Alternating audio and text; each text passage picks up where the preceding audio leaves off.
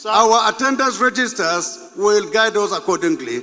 Members are still signing, and at the end of the day, we'll take attendance. Mr. Speaker, can that be made available now for the members to know whether we have formed a quorum?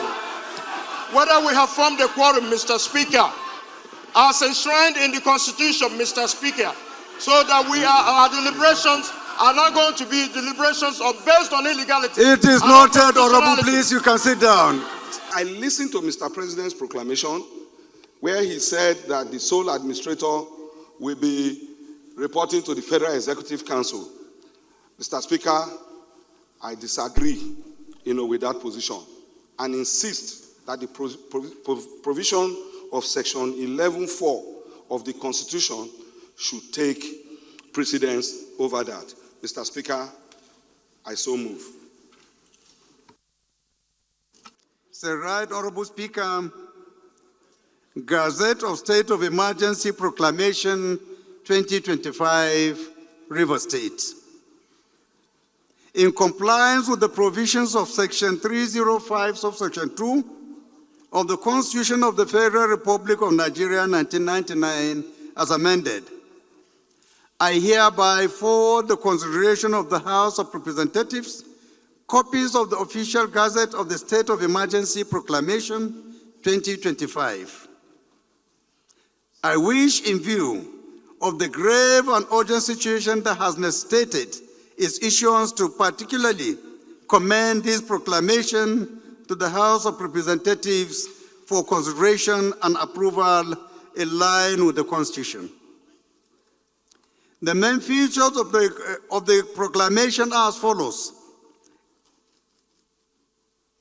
1, a declaration of state of emergency in one state of the Federation, namely River State.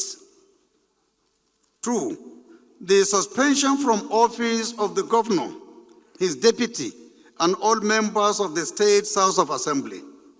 And 3, appointment of Vice Admiral Ebokete Abbas, retired, as administrator to administer the state, subject to any instruction or regulation as may from time to time be issued by me. While I look forward to the expeditious consideration of the House, please accept, Right Honorable Speaker, the assurances of my highest consideration. Yours sincerely, signed, Bola Tinubu. Mr. Speaker, may I please ask? We already have our attendance registers, Honorable colleague, and we will rely on that to ensure. Mr. Speaker, this is a constitutional. Yes, Can we do a head count, Mr. Speaker? That we is not. Ascertain that we have a quorum. Yes. We ascertain that we have. Yes, yes. Our attendance register will guide us accordingly, Honorable. Please. Sir? Our attendance registers will guide us accordingly. Members are still signing, and at the end of the day, we'll take attendance. Mr. Speaker, can that be made available now for the members to know whether we have formed a quorum? Whether we have formed a quorum, Mr. Speaker, as enshrined in the Constitution, Mr. Speaker, so that our deliberations are not going to be deliberations based on illegality. It is noted, Honorable. Please, you can sit down. Sit down, please. Your point of order is noted. Please sit down. The leader of the House, please, can you lead? Mr. Speaker, I want to assure you, whatever we are going to do today will be in total compliance. So please be rest assured of that. Mr. Speaker, the issue we are debating right now in second reading is a constitutional matter. And Constitution has prescribed what to do, Mr. Speaker. It is in the integrity and interest of this House, Mr. Speaker, for you to announce the quorum as we are seated, so that Nigerians will know that we are not circumventing the Constitution.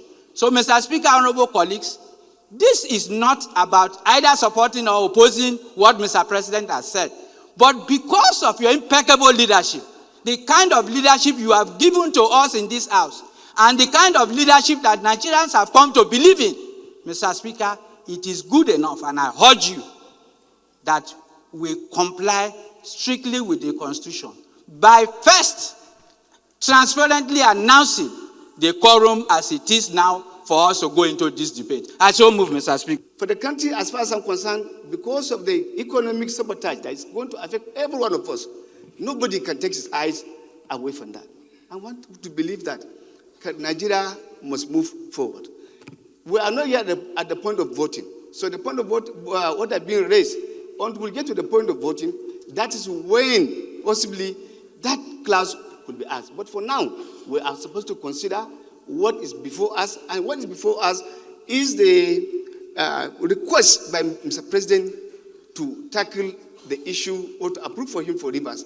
Until we get to that one before we now begin to talk about quorum. My recommendation is that we have seen in time past when this country was at the point of precipice, where national committees were set up. And we have also seen in time past, even when there are no constitutional provision, the doctrine of necessity was invoked, to give life back to the country. And it is in that vein that this state of emergency has been declared in Rivers State, not because Mr. President hates any of the groups involved, but because Mr. President wants something better, for our country. So, Mr. Speaker, I want to recommend that a national committee be set up to comprise of the executive, members of the parliament, and eminent Nigerians, like we have seen in the past where during the election we had General Salam Abubakar and His Eminence Bishop Hassan Kuka coming together to ensure that there is peace across the country. That we make, as part of the recommendation to support the letter by Mr. President, that a committee of eminent Nigerians be set up to mediate, to ensure that there is peace in Rivers State. So that within the period of the emergency rule in Rivers State, the parliament, working with the executive and other eminent Nigerians, will ensure that we all work together to make sure that the things that led to the emergency rule in Rivers State does not resurface after a period of time. Section 305 cannot be read in isolation of Section 11, subsection 4 of the same Constitution. And that deals with, if you permit me to read, that at any time when any House of Assembly of a state is unable to perform its function, by reason of the situation prevailing in that state, the National Assembly may make such laws for the peace, order, and good government of that state with respect to matters on which a House of Assembly may make laws as may appear to the National Assembly. For on and on. But the bottom line here is I listened to Mr. President's proclamation where he said that the sole administrator will be reporting to the Federal Executive Council. Mr. Speaker, I disagree, with that position and insist that the provision of Section 11(4) of the Constitution should take precedence over that. Mr. Speaker, I so move. That the House direct the declarations of the state of emergency stated for the stated period, but the President can terminate, review the state of emergency at any time within the period, but not later than 6 months. I so move, Mr. Speaker. Thank you. So if all the honorable colleagues, you are saying that the President doesn't need to wait until the expiration of the 6 months before he can lift this suspension, right? That if by tomorrow, Rivers State will wake up and everything is okay, he has the right to say, okay, the state of emergency should come to an end.